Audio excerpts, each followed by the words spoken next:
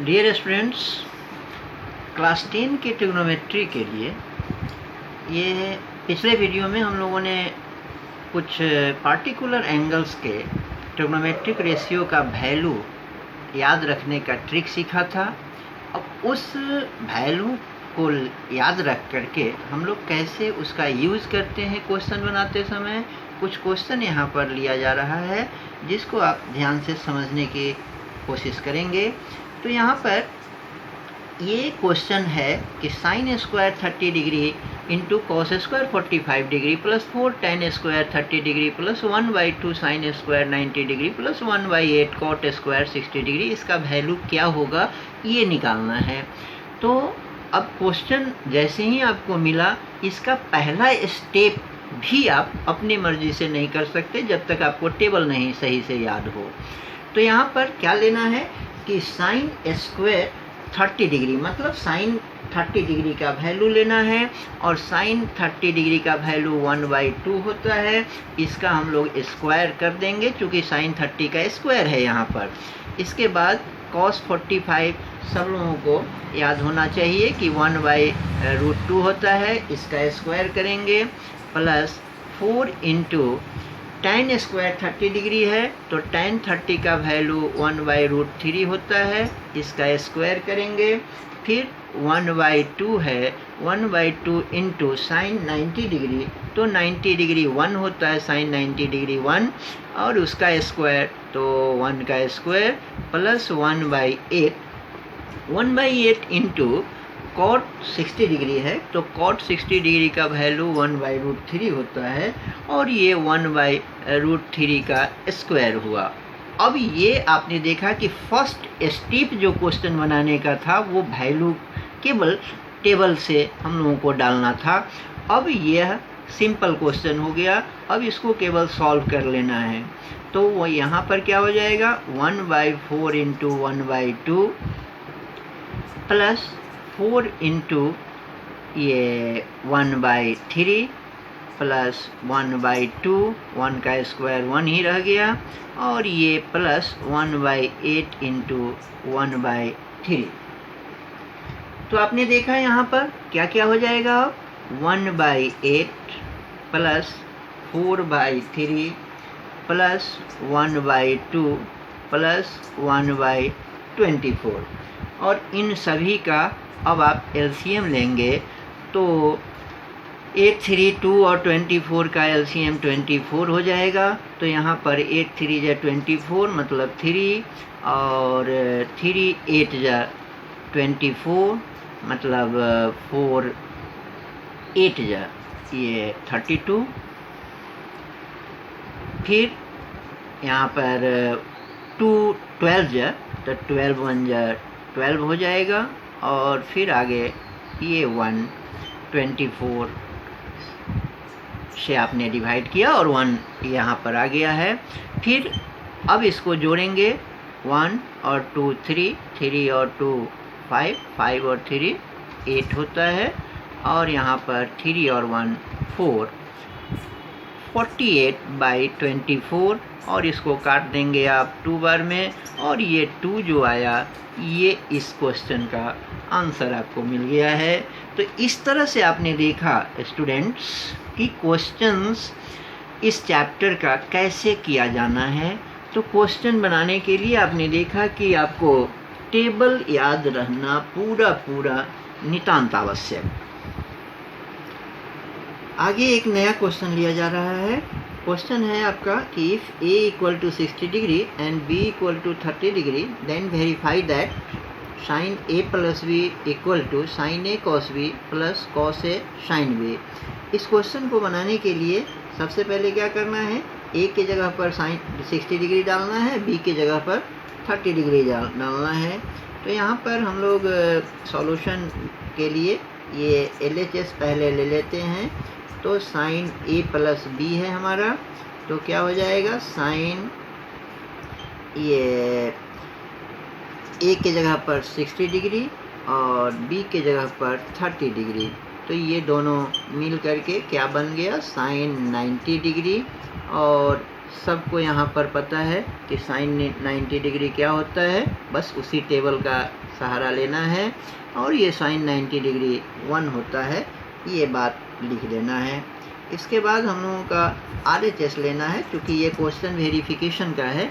Verify करने के लिए हम लोगों को क्या करना चाहिए, आगे के लिए RHS हमारा है साइन A cos B और plus cos A sine B।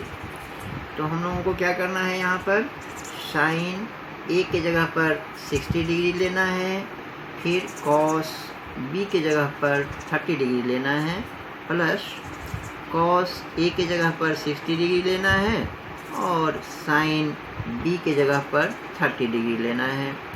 तो यहाँ पर अब ये क्वेश्चन के हिसाब से साइन का वैल्यू आपको चाहिए 60 डिग्री।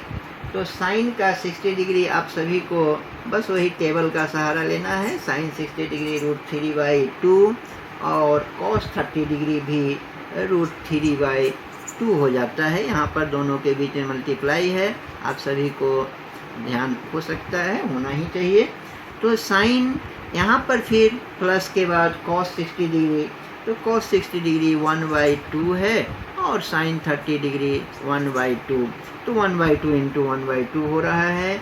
तो ये क्या हो गया 3/4 प्लस 1/4 और ये LCM आप जब 4 लेंगे तो 3 + 1 मतलब 4/4 और यह भी कट करके 1 आ गया है। तो आपने यहाँ देखा कि LHS में जब हम साइन के साथ 60 डिग्री A का वैल्यू और B का वैल्यू 30 डिग्री डाला तो 1 आया। फिर RHS में भी हम जब A का वैल्यू 60 डिग्री और B का वैल्यू 30 डिग्री डाला तो यह भी कैलकुलेट करने पर 1 आया। इसका मतलब कि देयरफॉर LHS = RHS और ये वेरीफाई हमारा हो जाता है। तो यहाँ पर लिख देते हैं वेरीफाइड।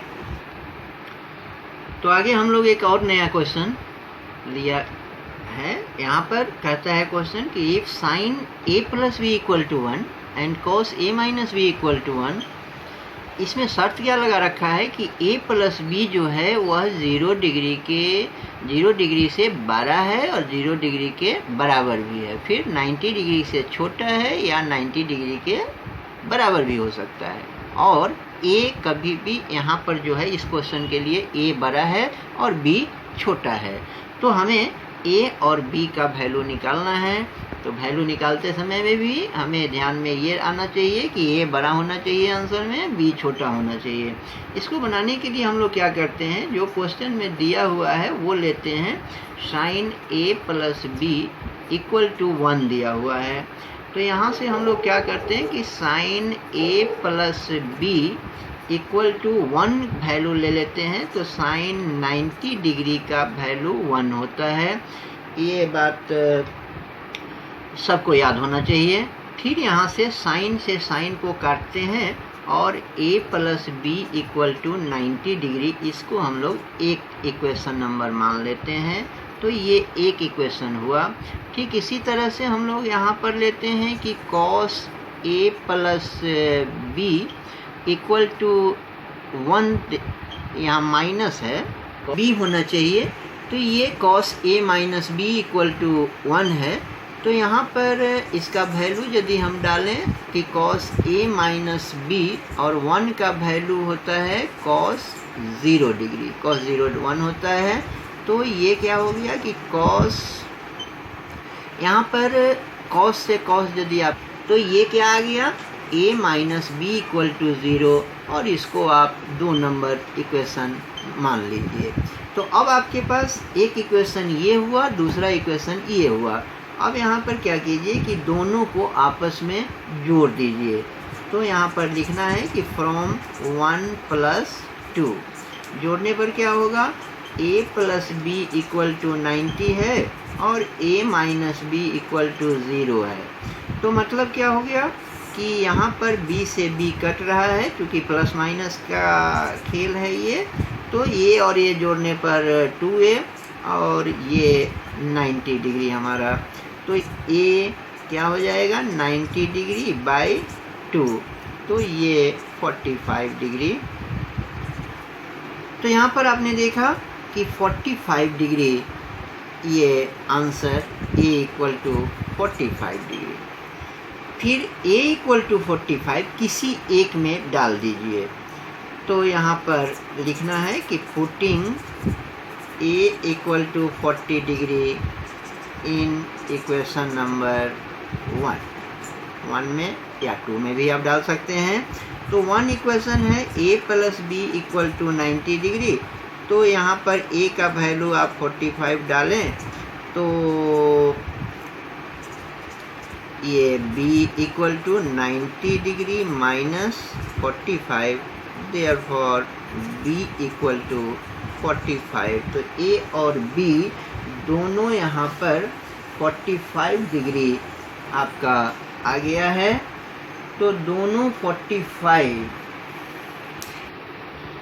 तो B भी 45। यहाँ पर आपने देखा कि hence A equal B equal 45, ये आपका आंसर हुआ। यहाँ पर एक बात तो बताना चाहेंगे कि क्वेश्चन में दिया था कि A बड़ा है B से, लेकिन यहाँ पर तो आपने देखा कि A और B दोनों 45 डिग्री के बराबर हो गया है, लेकिन क्वेश्चन में सीधा दे रखा था कि A is greater than B। तो यहाँ पर ये A is greater than B and equal to B, मतलब A इक्वल B भी होना चाहिए था। तो ये क्वेश्चन का मिस्टेक था, बट यहाँ पर आपने सही कर लिया है। तो ये क्वेश्चन फिर हम लोग आगे देखेंगे। और इस एक्सरसाइज को जो यहाँ पर आपके बुक में RS अग्रवाल वाली बुक में डू एक्सरसाइज 11 होगा। तो ये 11 नंबर एक्सरसाइज आप लोग बना करके देखेंगे। जो भी प्रॉब्लम यदि बनता है, आपको प्रॉब्लम यदि आता है, तो ये इस व्हाट्सएप पर आप भेज सकते हैं, जिससे कि आपको प्रॉब्लम का सॉल्यूशन मिल जाए। तो ये व्हाट्सएप नंबर और ये थैंक यू।